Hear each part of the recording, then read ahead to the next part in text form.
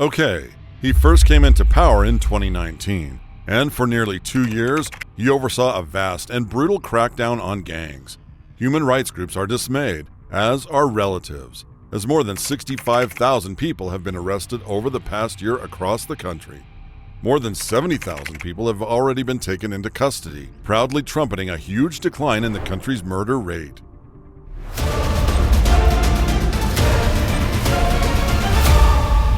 March 25, 2022. A real tragedy unfolded on the streets of El Salvador. 87 people lost their lives in a horrific event caught in the violent clash of gang retaliation. This terrible act was a response to the government's bold action of taking over bus routes in the capital. A big deal, because gangs had been making a lot of money from these routes for years. The notorious M13 gang, known not just in El Salvador but also as part of a bigger criminal network across countries, was behind this slaughter. But this was just the beginning of President Nayib Bukele's intense crackdown, a move that would deeply shake up the criminal world there and push the country onto a path nobody saw coming. Let's jump back to February 1980. Archbishop Oscar Romero of El Salvador, in a bold stand, wrote an open letter to U.S. President Jimmy Carter. He was begging for an end to the military support that was keeping the oppressive Salvadoran government in power. Tragically, just 3 weeks later, Romero was assassinated, and his dream of peace seemed to die with him. Until, 4 decades later, it seemed to find a kind of rebirth under President Bukele's tough policies. The violence that overshadowed Romero's funeral on March 31, 1980, was a grim preview of the brutal years ahead. A government-sanctioned sniper turned the event into a massacre, killing 42 people and injuring over 200 out of the 250,000 who were there mourning. This event set the stage for another dark day on December 2, 1980, when Salvadorian National Guardsmen kidnapped, assaulted, and murdered 4 American missionaries. This brutal act caused an international uproar and led the U.S. to briefly stop its aid. The pause in U.S. support created a gap that was quickly filled by the rise of the Farabundo Marti National Liberation Front, or FMLN. With the election of U.S. President Ronald Reagan, military aid started flowing back to El Salvador, further complicating things with additional support from Chile and Argentina. This showed the wider, more complicated international involvement in the conflict. By 1989, the intense standoff between the FLNN guerrillas and the Salvadoran armed forces hit a major turning point in El Salvador's violent civil war. Neither side was winning, and the world was changing around them. When the Soviet Union fell apart, the FMLN lost important supporters. At the same time, with the Cold War wrapping up, the U.S. began to pull back its support for El Salvador's military efforts. The global political landscape was shifting, and suddenly, making peace became a key goal for the U.S., especially after the awful crimes committed during the conflict became widely known. During this brutal conflict, about 80,000 people died, both soldiers and ordinary folks, and a whopping 1/3 of Salvadorans ended up leaving their homes, with many moving to California.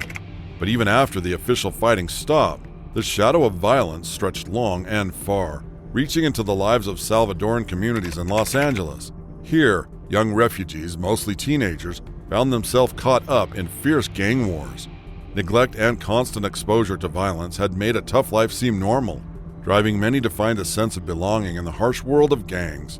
To make things more complicated, America's crackdown on drugs and strict immigration policies led to the 1996 Illegal Immigration Reform and Immigrant Responsibility Act, which resulted in many immigrants with criminal records being sent back. Amidst all this chaos, gangs like the 18th Street and MS-13 became notoriously famous, known for their power and fear across the U.S., Mexico, and Central America. The 18th Street Gang, also known as Mara 18, shows off its power, from wearing the number 18 to aligning with popular sports teams. Wherever 18th Street terror stops, MS-13's reign of fear begins. Originating from the remains of FMLN fighters, MS-13 members are often poor, sometimes homeless youths involved in everything from drug dealing and theft to demanding protection money from street vendors. El Salvador continues to struggle with one of the highest rates of violence against women in the world. In 2016, 1 out of every 5,000 women was violently killed, and only 5% of these cases ever saw any justice. Many MS-13 gang members proudly display their loyalty with tattoos all over their bodies, including their faces. However, Recent years have seen them moving away from such visible signs to avoid getting caught during criminal acts. They also use scary hand signals, like the devil's head, an upside-down M, a haunting symbol of their lasting legacy of violence. Their reputation for cruelty has definitely caught people's attention. Big-time criminal groups, like the Sinaloa cartel, have even hired MS-13 to help fight their battles against rivals like Los Zetas in the messy Mexican drug wars. But being infamous comes at a cost. It's drawn the sharp eyes of U.S. law enforcement, from the FBI to Immigration and Customs Enforcement. This attention has led to a bunch of raids and hundreds of arrests across the U.S. However, it seems like every crackdown just makes them bolder, forcing them to adapt, become tougher, and more clever. To try and stop this never-ending problem, the FBI set up the MS-13 National Gang Task Force in 2004. This was a big effort to crush the gang by deporting members back to where they came from. This plan didn't make much impact at first, but it eventually led to a huge international law enforcement cooperation that included El Salvador, Honduras, Guatemala, and Mexico. This alliance has managed to arrest over 650 gang members in Central America, showing just how big this operation is. The fight continues though.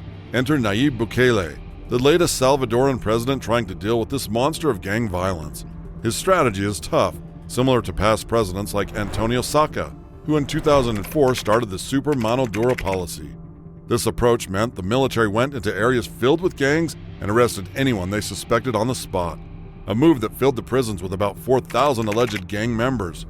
The war on crime seemed to calm down for a bit in March 2012, when a government-mediated truce between MS-13 and the 18th Street gangs briefly reduced the daily killings. But this peace didn't last long. By 2015, violence had shot up again, reaching levels even higher than during the Civil War era. Now it's estimated that about 60,000 gang members are bleeding the country dry, extorting 70% of its businesses and taking about $1 billion a year. To really understand President Bukele's relentless fight against this chaos, you need to know a bit about his background. Born on July 24, 1981, in San Salvador, Bukele comes off a well-off family with roots in Palestine. He dropped out of a college to run a nightclub and later took over his family's PR firm, a company that once worked with the FMNL, a major force in Salvadoran civil war. By 2009, as the Arena Party was getting hit hard by corruption scandals, the FMNL saw an opportunity, and Bukele, with his smart connections, snagged the mayorship of Nuevo Cuscatlan and later San Salvador. His growing political influence led him to break away from the FMNL and start his own party. On June 1, 2019, he stepped up as president, becoming the youngest leader in Latin America. His early days in office started with a bold peace deal aimed at stopping gang violence. But that gloss didn't last long. Just days after the treaty, a local newspaper, El Faro, which had been covering the peace efforts, suddenly found itself being investigated for money laundering by Bukele's government. The crackdown on El Faro was harsh, branding it as biased and unreliable, and some journalists even had to flee the country over safety concerns. Bukele then made sure the Salvadoran National Assembly passed a law that stopped journalists from reporting on gang activities, threatening them with severe punishments. This was all in part of his plan to clamp down on gang violence. But in March 2022, a brutal massacre by MS-13, which took 87 lives in just 3 days, shook the nation. This violence was a direct blow to Bukele, who had promised to cut down on crime. In response, Bukele declared a state of emergency. His next steps were pretty severe. He started mixing rival gang members in prison, ignoring the usual practice of keeping them separate to avoid violence. The authorities then packed hundreds of bare-chested prisoners into cramped spaces, taking photos as a dark warning to others. Under the guise of restoring order and democracy, Bukele took drastic actions that really shook the foundations of freedom, like the right to a legal defense, privacy, and moving around freely. His heavy-handed approach led to laws that would have made George Orwell, the famous author who wrote about dystopian societies, turn in his grave. Suddenly getting a warrant before arresting someone was old news. Private conversations, they could easily become public. Holding cells turned into endless waiting rooms where people could be stuck forever without seeing a lawyer or hearing a judge's hammer. In no time at all, the jails were packed, with over 33,000 people caught up in the initial roundup. The era of trying to negotiate with gang members was over.